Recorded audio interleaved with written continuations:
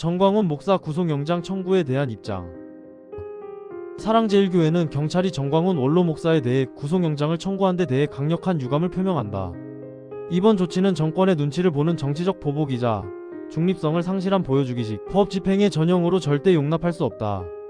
우리는 법원이 이러한 부당한 압력에 굴복하지 않고 오직 법률과 원칙에 따라 엄정하게 판단해 줄 것을 강력히 요구한다.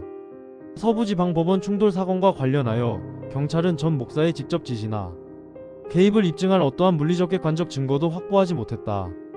그럼에도 가스라이팅이라는 비법률적이고 비상식적인 심리학 용어를 영장에 삽입해 전 목사를 현장 조종자로 몰아간 것은 명백한 법률 원칙 위반이다. 대한민국 어느 법령에도 이러한 모호한 표현을 영장 청구 근거로 사용하는 것은 허용되지 않는다. 이는 결론을 먼저 정해놓고 증거를 억지로 끼워 맞추는 구태의 수사 관행이며 경찰의 정치적 편향성을 의심케 하는 중대한 문제다. 폭력 교사 혐의의 본질인 지시 모의 준비 정황 역시 전혀 제시되지 않았다. 이는 영장 청구의 최소 요건조차 충족하지 못했음을 의미한다.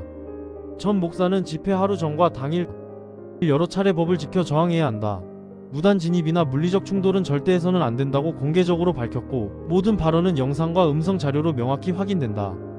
현장에서 주최 측이 담을 넘는 행위는 불법이며 신고 범위 내에서 질서를 유지하며 항의하라는 지침을 반복 전달한 사실도 다수의 기록으로 입증된다. 이처럼 비폭력 지침이 명백함에도 전 목사를 폭력 교사로 몰아가는 것은 터무니없는 왜곡이다. 현장에서 과격한 행동을 보인 일부 개인은 사랑제일교회 등록 교인이 아니며 교회와 조직적 연관도 없다.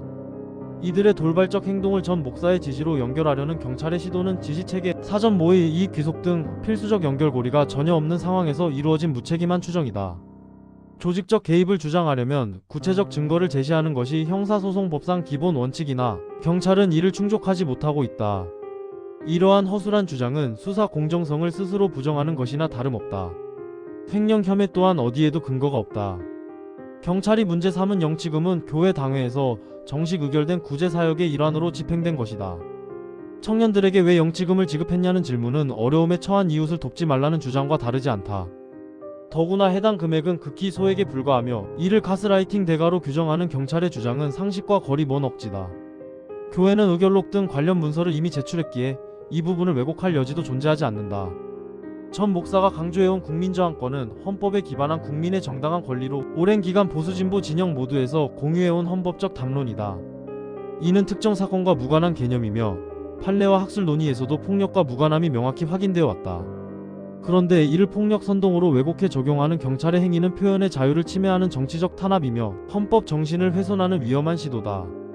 우리는 이러한 권리를 지키기 위해 모든 법적 수단을 동원할 것이다. 사랑제일교회는 영상자료, 통신기록, 내부 결의 자료 등 수사기관이 요구한 증거를 즉시 제출했다. 증거인멸 우려는 존재하지 않으며 전 목사가 도주할 가능성도 전혀 없다.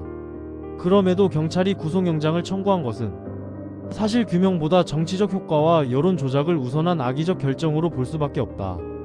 우리는 이러한 부당함을 좌시하지 않으며 모든 법적 절차에서 철저히 소명하고 적극 대응할 것이다.